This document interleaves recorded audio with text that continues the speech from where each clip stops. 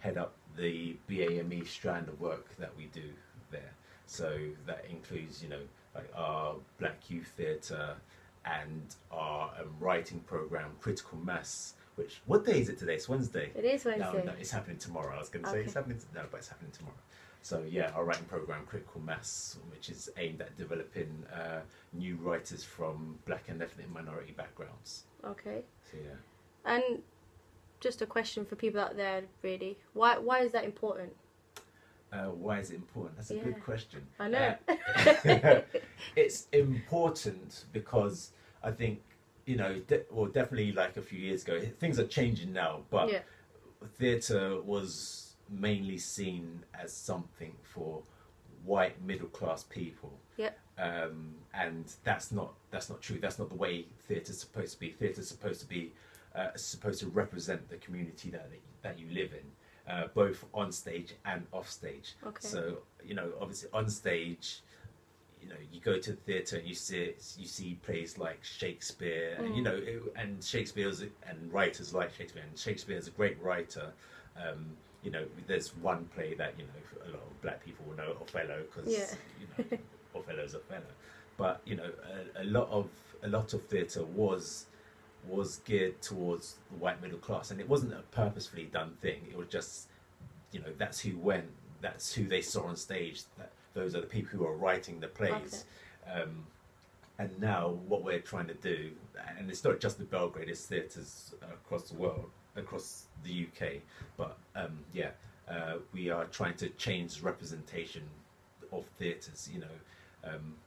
We are having things like Critical Mass and Black Youth Theatre and Asian Youth Theatre to get different communities into the theatre, because, like I said, it's all about representation. The theatre is supposed to represent your city, and everyone knows that Coventry is a really diverse city. So what you see on stage, what we've been seeing on stage, a few years ago, hasn't been a true representation. But what we're starting to see now, with companies like Strictly Arts, who perform Freeman at the Belgrade Theatre, and other companies, we're starting to see a truer representation of the city on stage. Okay. And that's one of the reasons why we have one of the reasons why we're doing our running our writing program, Critical Mass. Critical Mass is about developing writers from Black and ethnic minority backgrounds, to hopefully both encourage and create more writers from BAME backgrounds. They will write shows for people of colour, for Black and ethnic minority people, for Black people, for Asian people. And so we'll see those stories on stage, which will hopefully draw those people into the theatres, and and it will hopefully get people to go, oh, I can do that, and so create more actors. And also if you're involved in theatre from a young age, you'll see that it's not just about being on stage. You can take part in the lighting and sound. You could be like me and be a drama worker. So once you start seeing yourself in positions like behind the sound desk, or on stage, or in running the accounts department, you think, oh yeah, I can do that as well. I don't just have to be a spare part. yeah, or go and be a footballer, or go and do this. I can actually be something else. I can be the person on stage. I can be the person who's doing the lighting. I can be the person doing the sound. I can be the person who's running the theatre. Okay. So yeah, that's why it's important that we do these things. I suppose next question from that is, have you been able to see a gradual change? You said you wanted to change representation. So have you managed to see that? Has people took to it quite well? Yeah, yes is the answer. Yes, that's good. There has been a change. We're not there yet. Things ain't perfect yet. Yeah. But, things are happening. So, for example, we have, one of the things we do is we have targeted youth groups. So we have a Black Youth Theatre, which you know about, and we have an Asian Youth Theatre. And what those groups are about, it's about creating a space for those communities to be able to have their stories told. And you know, it's not saying no white people can come into Black Youth Theatre, or no white people can go to Asian Youth Theatre or anything like that, because that's not true. Because we have a mixture of people in our groups, but you know, those groups are largely, you know, Black people or Asian people, and it means that when we're telling stories, no matter what the story is, you know, you could be telling the story of Hansel and Gretel, but because the group is largely made up of that community, the story will be told the way that community would tell that story. You know, and it means that, you know, you're getting people into the theatre from a young age. It's kind of like, you know, it's grassroots, I suppose. You get the young people used to being in the theatre, in the space from a young age, so that when they get older, they just feel comfortable walking into that theatre or any other theatre, because, you know, it's second nature to them. And also, you know, we are seeing a change, both with the amount of young people who come into the theatre just to come in and chill and sit down, you know, and just not even take part. They're just relaxing because they're waiting for a bus, but they, you know, they don't feel afraid of coming in. You know, they'll come in, they'll wait for the bus. And also what we see on stage. So one of our springboard companies, Strictly Arts, who perform Freeman, which is a piece that quite a few people know about. Still more people need to come and see it, but that's another story. They're telling their stories on stage, and it's, you know, it's nice and refreshing to see stories like that on stage. And we, like the Belgrade Theatre, we work closely with other theatres. Like we work closely with a London-based company called Tamasha, and we've put on 2 or 3 plays with them. They're an Asian focused company, and I can't remember the name of the plays which have been on, which we've had on. But it's so there has been a change. There's the stuff that has been on stage has been more diverse, and it's really nice. It's really nice to see. We still got the old stuff, but we've got, you know, some new stuff as well. So cool. It's about that mixture. So, like, some young people might be listening on the show right now, and probably the question would be, if they came to do the Black Youth Theatre or the Asian Youth Theatre, what would be involved? What would they have to do? What kind of topics do you talk about? Well, we talk, you know, we kind of talk about all different types of topics. It's so, like I said, the groups are about making sure we tell the stories from those communities, and the young people get their voices heard. So, for example, we've in July there was a big showcase that we did at the old CT building, the old Coventry Evening Telegraph building. And, you know, we all the groups, because we've got about 5-7 groups. All the groups were tasked with, you know, picking choosing a story from the Coventry Evening Telegraph to inspire a performance that we wanted to do. And so with all the groups, we were all flicking through the papers, and so each group found stories. So our Middle Youth Theatre group found a story that was about the miners' strike in Kersley, and about how, you know, people from all different communities rallied round to support the miners. One of our 50+ groups told a story about the plane crash that happened in Willenhall. They found that story in the paper, and, you know, so they told their stories there. And Asian Youth Theatre, they discovered a story about, what was this? Their story was about a robbery in a shop, I believe, and that they took that story and as inspiration to tell kind of a wider story about things that happen in the Asian community. And Black Youth Theatre, there was a story about because at that time there was, you know, all the shootings going on in America. It was crazy times, and then, you know, something happened close by in Coventry as well. And so we took those stories and used those stories as inspiration to talk about that subject. Okay. And it was very interesting. So it sounds pretty powerful, to be fair. Yeah.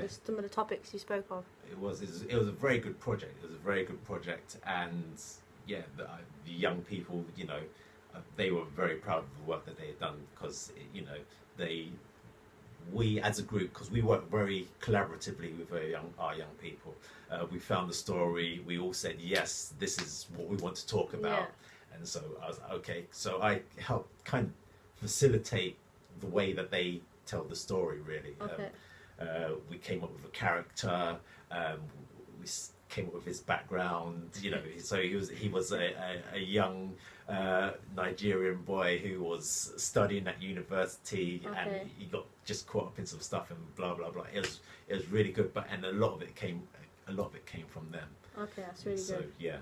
So, what do you think the young people get from doing this as an overall thing? What do they get? So the young people, they drama is really good, I believe, because it just helps people with their communication skills. It helps people build confidence. It helps. It really does help people build their confidence. I've seen people, you know, start at the beginning of the year, and, you know, they wouldn't say boo to a goose, and by the end of the year they're like, okay, I want the main part. In your face. Give me that part, Leon, I want it now. I'm like, oh, what have I created? No, but seriously, it does really boost people's confidence quite dramatically. You know, it helps you learn and discover teamwork, because, you know, we're not creating these pieces by ourselves, we're creating them together collaboratively as a group. So it helps people out with teamwork, you know, and it just gives you that chance to have your voice heard. You know, you get to tell the story that you want to tell. You get to have your opinion heard, and it just makes you feel valued as a person. Because, you know, sometimes in places, as a young person, you're told to go away. You know, there's that saying, children should be seen and not heard.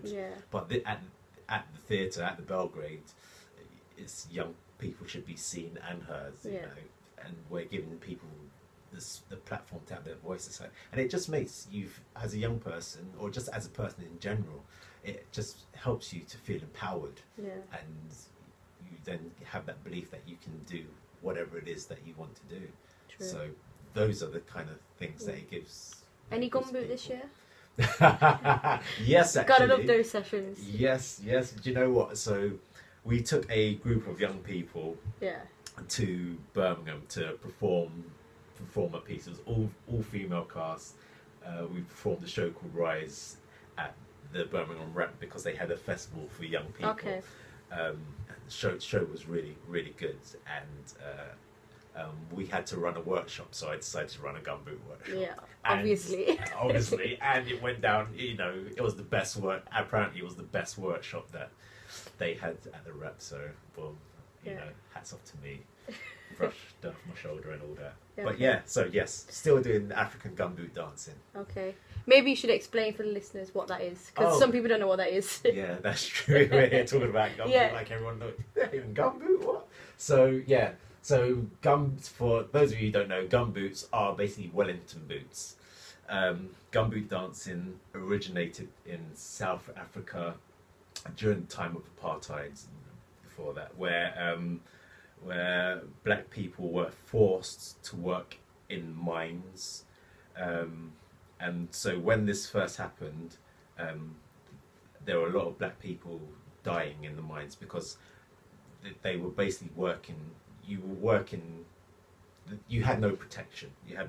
So, you know, as well as maybe getting hit because of falling rocks, because the mines, you have to remember, the mines are like pitch black, they're dark, you can't really see anything. So as well as, you know, having no protection on your head and possibly getting killed by having a rock fall on your head, the floors of the mine were really wet, and the miners were working barefoot, So you're getting cuts and stuff on your feet, and you're walking in infected water, and so people would get really bad infections and die from those infections.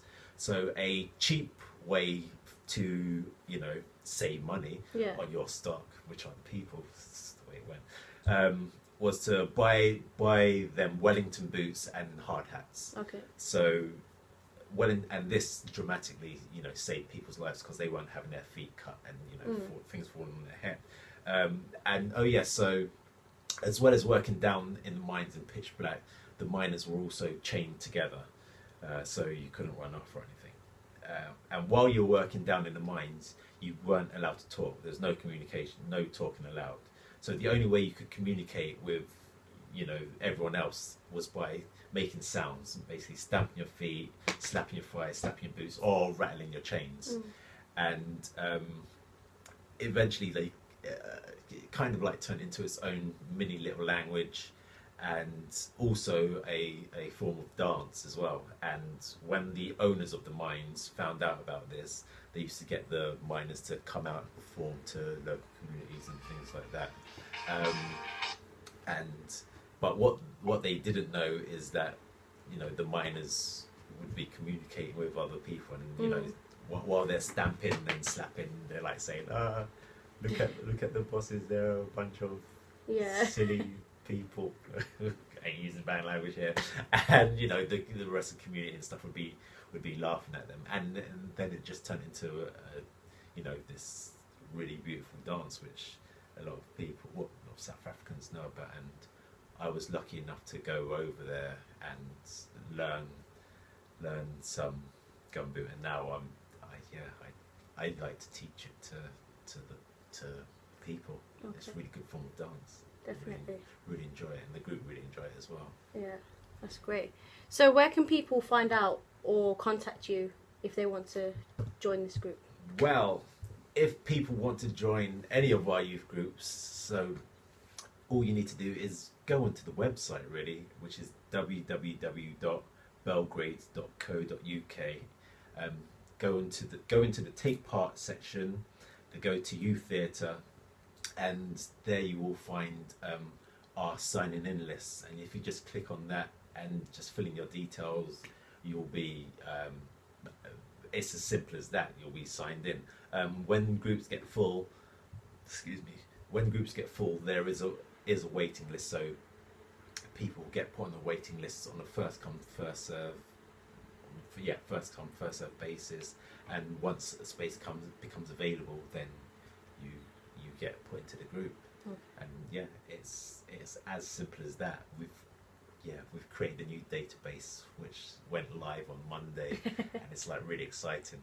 Okay. So people just, all you need to do is go online, and then boom, you're in. Okay.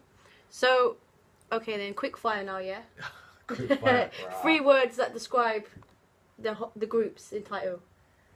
3 words that describe the groups. Great, amazing, and wise. Okay, I like that. So I want to say thank you, basically, for coming on. No worries. And talking to the people about it, because obviously they probably wouldn't have heard of it unless you come on and talk about it. I think I need to try and come on here more often and just, put it out there a bit more, because it's about making sure that people out there know about the work that we do, because, every now and again we'll have people come up saying, you don't do stuff for the black community, and we're like, no, but we do. Just check out, we got a writing program, we got youth groups, we got all these plays on, and then people are like, right, we didn't know you did that. And sometimes it's like, we need to we need to shout more about what we do. We don't shout enough about it. Start shouting, man. I don't want to deafen the people out there. Okay, so you heard it here, people. Make sure you go onto the website, check it out. www.belgrade.co.uk. Okay, well, if you didn't get it, I'll put it on my Facebook page as well, so that people can check it out, okay? So I'm going to play a song, and then just after 7 o'clock, then Black Conscious Coventry are going to come on. Who are doing something down at the Belgrade as well. So there you go. Yeah. So you can stay around if you want. You can chat with us if you want to. I might do that, Alright then. So here's a song, and I'm going to go and get them.